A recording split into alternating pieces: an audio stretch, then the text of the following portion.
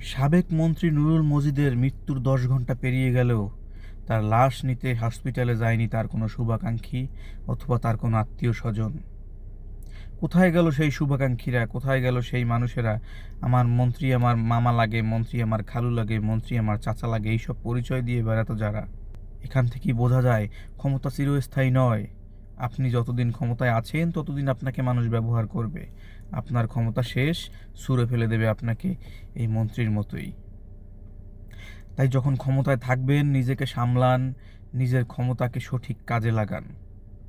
এটাকে যত অপব্যবহার করবেন সেই প্রভাব আপনার উপরেই এসে পড়বে, যার ছায়া আমরা আজ দেখতে পাচ্ছি এই নুরুল মজিদের উপরে। দেখুন, আজ এই লাশ হসপিটালে পৌঁছলেও নেয়ার মতো কোনো মানুষ নেই, কারণ ক্ষমতার অপব্যবহার।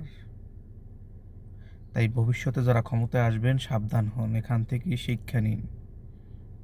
ভালো থাকবেন।